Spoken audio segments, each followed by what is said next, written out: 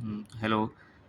हाँ, तो conversion of ER diagram to table में मेनली बस यही 5 रूल हैं। इसके पहले का तो आता ही होगा, ये सब केस स्टडी है और बाकी जो कॉमन रूल हैं, है ना। तो 5 रूल देखो सिंपल वाले यही हैं कि ऐसे ही आला है कि अगर सिंपल एट्रीब्यूट है तो सबकी अलग अलग टेबल बनेंगी, ठीक है।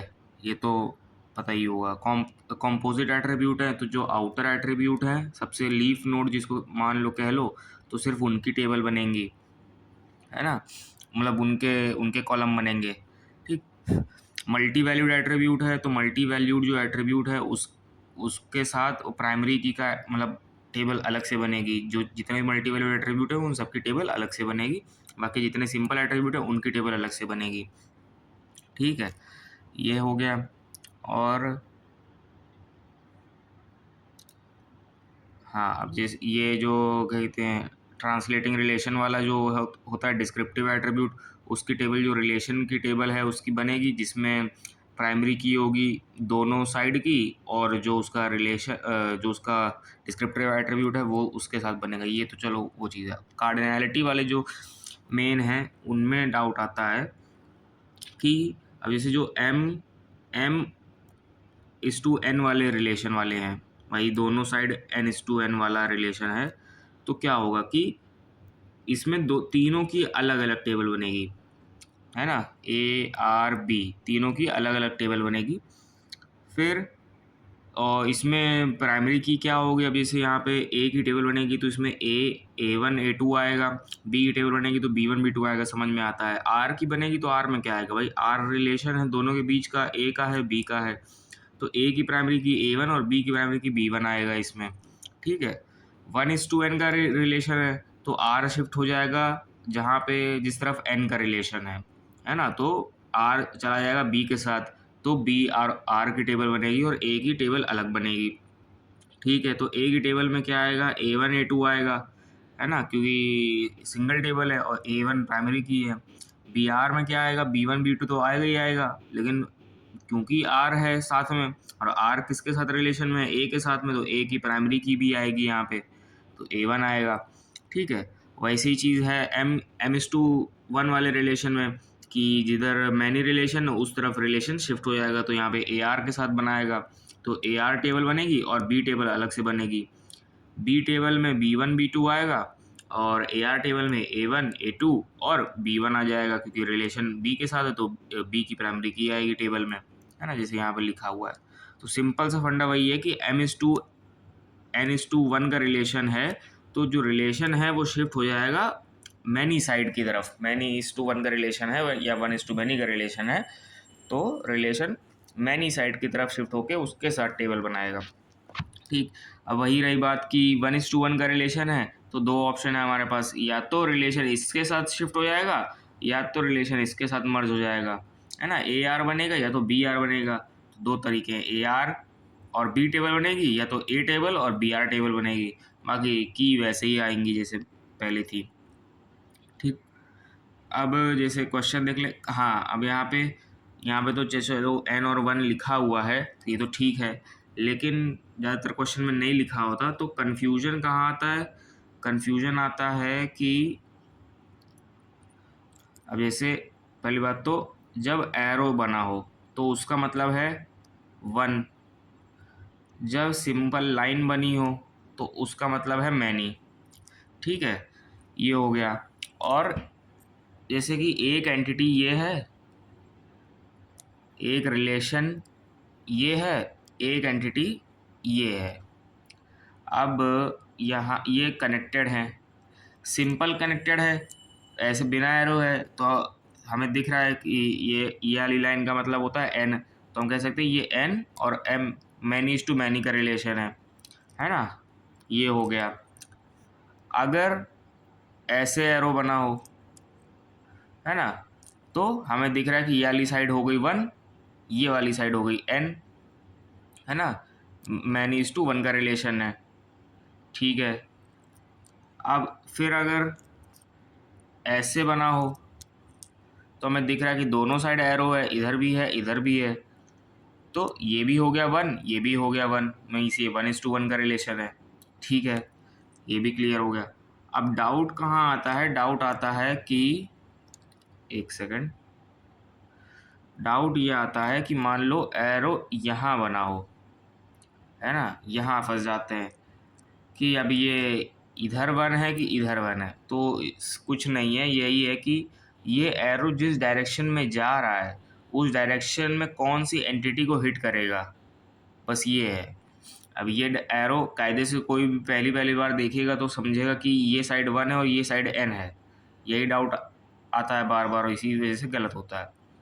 ठीक, तो ये एरो जिधर जिधर जा रहा है उस तरफ कौन सी एंटिटी है, तो इस एरो को शिफ्ट करके इस डायग्राम को रीड्रॉ किया जाएगा कि ये एंटिटी है, ये रिलेशन है, ये दूसरी एंटिटी है, इधर से आया और इधर जाके हिट किया, तो ये है फाइनल डायग्राम, इसमें से कन्वर्ट होके आएगा।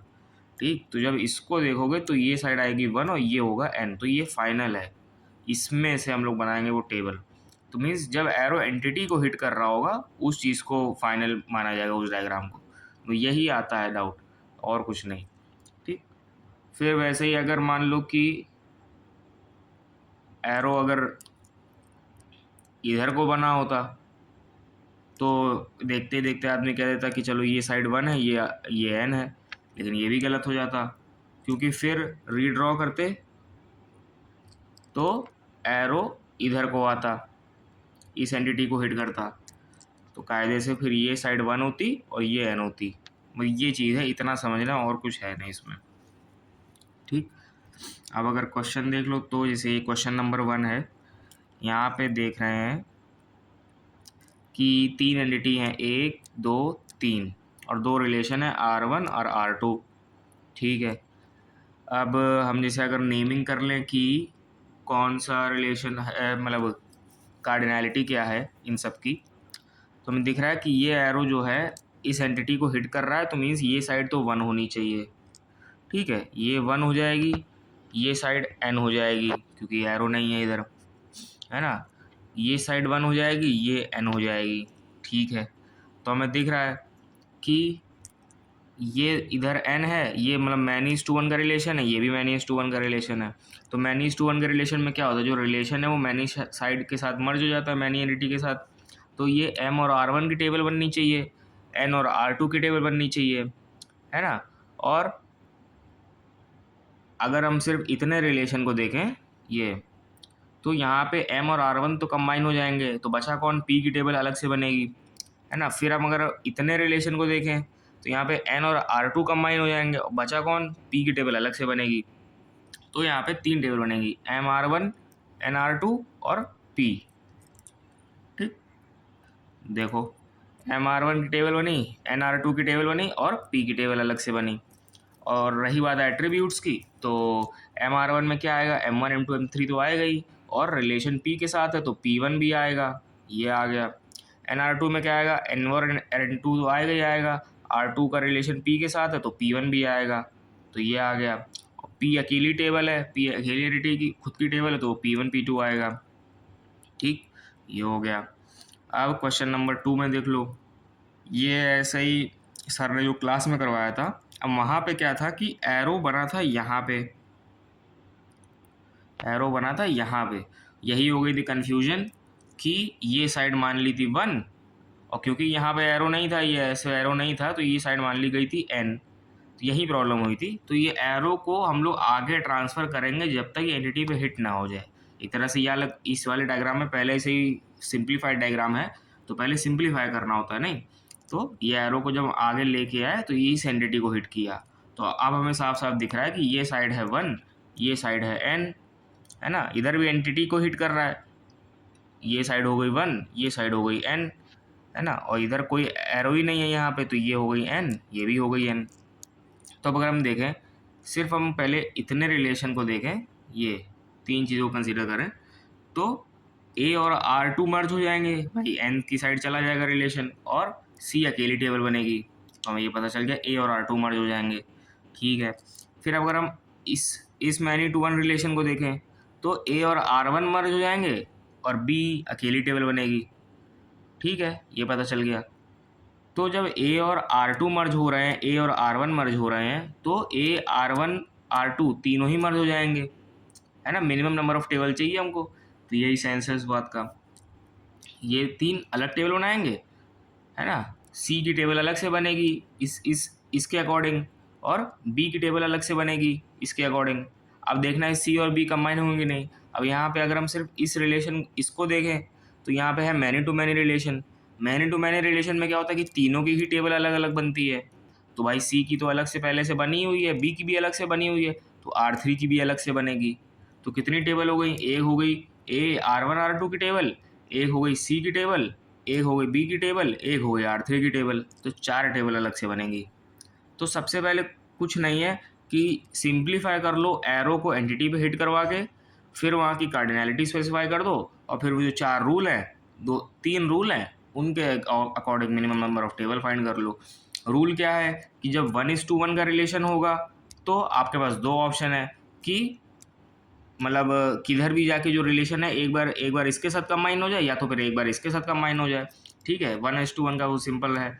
या मैनी:1 का रिलेशन है, या 1:मैनी का रिलेशन है, तो जो रिलेशन है वो मैनी की साइड जाके कंबाइन हो जाएगा, है ना। और मैनी का रिलेशन है, तो तीनों के ही अलग अलग टेबल बनेंगे। ये 3 रूल हैं सिंपल से। तो इसमें क्या 4 टेबल बने, देखो ए R1 R2 की टेबल बनी, सी की टेबल बनी, बी की टेबल बनी, और R3 की टेबल बनी। रही बात एट्रीब्यूट्स की, तो ए में एट्रीब्यूट थे A1 A2, ये आ गए। R1 के ज़रिए आया B1, R2 के ज़रिए आया C1।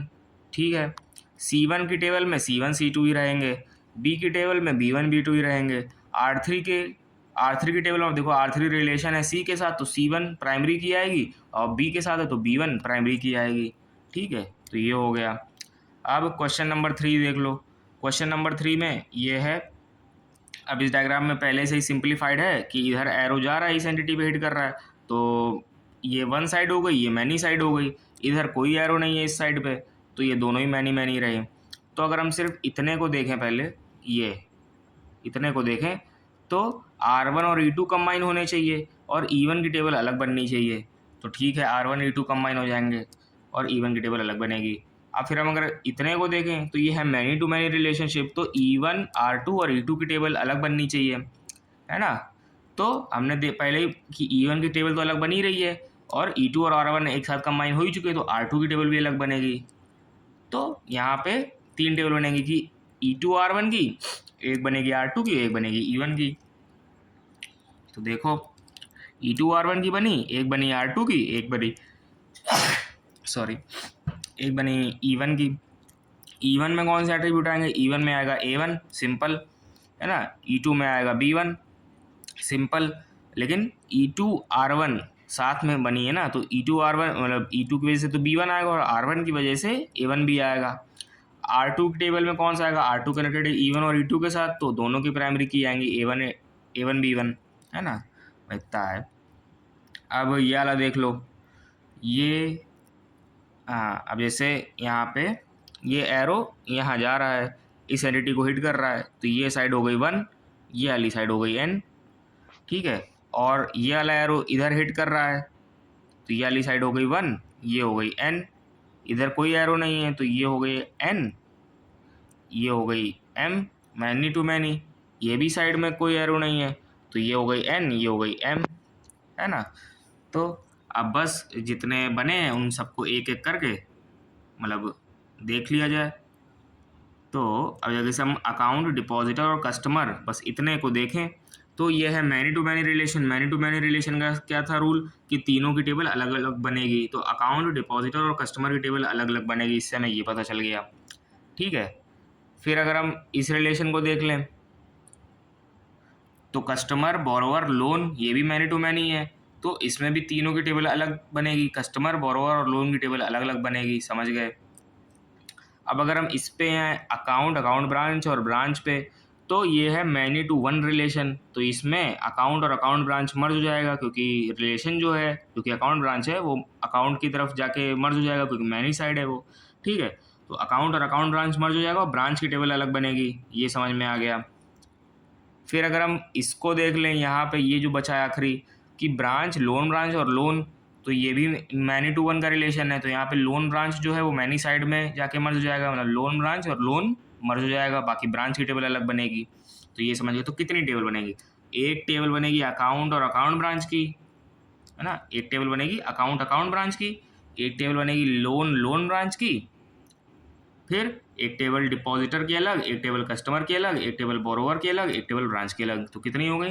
1 2 3 4 5 6 टेबल बनेंगी। ठीक है, ठीक 6 टेबल बनेंगी। देखो यहाँ पे, अब यहाँ पे इन्होंने क्या किया है, 1 2 3 4 5 6 टेबल बनी। अब अकाउंट और अकाउंट ब्रांच जब मर्ज हुआ तो इनका कहना है, रूल है कि जो एंटिटी है उसका नाम लिखा जाएगा, रिलेशन का नाम नहीं लिखा जाएगा। तो एंटिटी का नाम लिख दिया गया, और पता कैसे चलेगा कि मर्ज कैसे हुआ है? तो अकाउंट के जो एट्रीब्यूट थे वो अकाउंट नंबर और बैलेंस, ये तो आ ही गए, लेकिन रिलेशन के साथ जब मर्ज हुआ है तो जो रिलेशन जिस दूसरी एंटिटी के साथ अटैच था उसकी प्राइमरी की भी आएगी, तो ब्रांच नेम बी नेम भी आएगा। तो ये जो बी नेम लिखा है इससे हमें पता चल रहा है कि ये मर्ज हुए हैं ये दोनों। ठीक है, तो अकाउंट ब्रांच लिखा नहीं जाएगा टेबल के नाम में, लेकिन ये एट्रीब्यूट की वजह से, प्राइमरी की वजह से पता चल जाएगा दूसरे वाले। तो ये हो गया एक। फिर आता है ब्रांच की टेबल जो बनेगी, ब्रांच की टेबल में यही 3 आएंगे, ब्रांच नेम, ब्रांच सिटी और एसेट्स आएंगे। ठीक है, ये आ गए। फिर लोन ब्रांच और लोन मर्ज हुए थे, तो लोन में एट्रीब्यूट थे लोन नंबर और अमाउंट, ये तो आ ही गए, लेकिन लोन ब्रांच जो रिलेशन है उसकी वजह से ये ब्रांच नेम वाला एट्रीब्यूट भी आया है इसमें, ये आ गया। बोरोवर रिलेशन की टेबल बनेगी, तो बोरोवर कनेक्टेड है कस्टमर के साथ और लोन के साथ, तो इसमें से जो सी नेम जो प्राइमरी की है वो आएगा और लोन नंबर प्राइमरी की है वो आएगा। ठीक है, कस्टमर एंटिटी की बनेगी, तो कस्टमर एंटिटी अकेली है तो ये तीनों आएंगे इसमें, तो ये आ गए। डिपॉजिटर रिलेशन की बनेगी, तो डिपॉजिटर कनेक्टेड है अकाउंट के साथ, तो अकाउंट नंबर आएगा, और कस्टमर के साथ तो सी नेम आएगा, तो ये आ गया, तो ये अलग हो गया। ठीक, वैसे ही अब यहाँ पे भी सिंपल है कि देखो ये एंटिटी की तरफ पॉइंट कर रहा है एरो, तो ये साइड 1 हो गई, ये साइड n हो गई, है ना, इधर कोई भी एरो नहीं है, तो ये n हो गया, ये n हो गया, तो ये 1 था, ये n था, तो क्लास और टीचर्स कंबाइन हो जाएगा, प्रोफेसर की अलग बनेगी, है ना। और इधर देखा जाए तो दो मैनी टू मैनी रिलेशन है, तो क्लास, टेक और स्टूडेंट की तीनों की अलग अलग टेबल बनेगी, तो 4 टेबल बनेंगी। एक प्रोफेसर की, एक बनेगा क्लास टीचर्स को कंबाइन करके, एक बनेगा टेक को, एक बनेगा स्टूडेंट को, है ना। ऐसे सिंपल है, बाकी एट्रीब्यूट तो फिट हो ही जाएगा। तो देखो यहाँ पे क्या हुआ, एक बना प्रोफेसर का अलग, एक बना क्लास और टीचर्स को कंबाइन करके। कैसे पता चल रहा है? क्लास में ये चारों एट्रीब्यूट तो पहले ही आ गए, और टीचर्स की मदद से ये PID आया। एक सेकेंड, क्लास में ये, हाँ, ये CID, ईयर, टाइटल, डेप्ट पहले ही आ गया क्लास की वजह से, और टीचर्स रिलेशन की वजह से ये जो PID है यहाँ पे आया, तो क्लास और टीचर्स कंबाइन हुए यहाँ पे। एक बना स्टूडेंट का टेबल जिसमें ये 3 एट्रीब्यूट थे, एक बना टेक का टेबल जिसमें ये वाले एट्रीब्यूट थे रिलेशन के जितने थे। ठीक है, ये हो गया। अब ये वाला है, यहाँ पे देख रहे हो कि ये वाला अगर रिलेशन देखो मैनी टू मैनी है, तो दिख रहा है कि स्टूडेंट, अटेंड्स और कोर्स तीनों की टेबल अलग अलग बनेगी, समझ गए। ये वाला देखो, तो ये है मैनी टू वन का, तो लेक्चरर और टीचर्स कंबाइन हो जाएगा, है ना, और स्टूडेंट की टेबल अलग बनेगी। ठीक है, ये वाला देखो, तो ये है 1 to 1 का। अब 1 to 1 में चॉइस है कि टीचर्स को लेक्चरर के साथ कंबाइन कर दें या टीचर्स को स्टूडेंट सब्जेक्ट्स के साथ कंबाइन कर दें। ठीक है, चॉइस है हमारे पास। ठीक है, अब अगर ये वाला देखो तो कोर्स, ये भी मैनी टू वन है, तो हैज़ और सब्जेक्ट्स कंबाइन हो जाएगा और कोर्स की टेबल अलग बनेगी। ठीक है, ये वाला देखो, तो ये है मैनी टू मैनी, तो इसमें तीनों की टेबल अलग बनेगी। तो यहाँ पे क्या कर सकते हैं हम लोग कि देखो टीचर्स और नंबर तो कंबाइन हो गई मैनी टू वन के, उससे ये हो गया कंबाइन। हैज़ और सब्जेक्ट्स भी कंबाइन होगा मैनी टू वन, सबसे सिंपल होता है, कोई डिसीजन ही नहीं लेना इतना।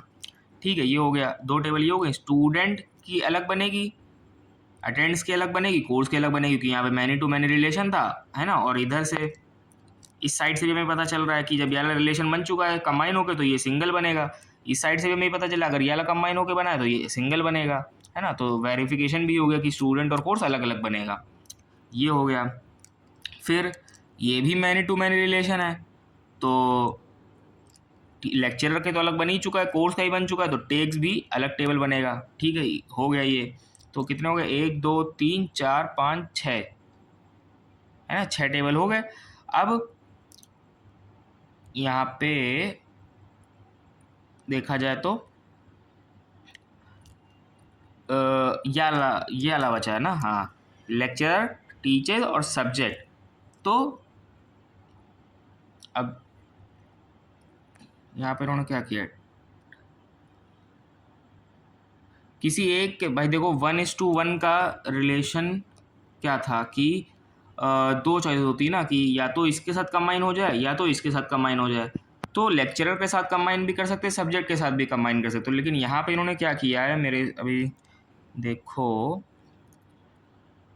तो इन्होंने स्टूडेंट में कंबाइन कर दिया है ना, क्योंकि अगर देखा जाए तो लेक्चर में यहाँ पे लेक्चर वाली टेबल में लेक्चर आईडी आ ही रही है, लेक्चर नेम आ रहा है, कोर्स आईडी आ रही है ना, और जो रिलेशन टीचर्स है ये वाला टीचर्स, उसकी वजह से आ रहा है स्टूडेंट आईडी, है ना, स्टूडेंट आईडी आ रहा है। सब्जेक्ट आईडी भी आ रहा है, हो सकता है इस टीचर्स की वजह से आ रहा हो, इसके साथ कंबाइन किया है। लेकिन अगर सब्जेक्ट टेबल में देखें तो सब्जेक्ट टेबल में लेक्चर आईडी, सब्जेक्ट आईडी और सब्जेक्ट नेम तो आ ही रहा है ना, और हैज़ की वजह से कोर्स आईडी आ रहा है। हाँ, तो इन्होंने क्या किया है, ये टीचर्स को भी इस लेक्चरर के साथ कंबाइन कर दिया है।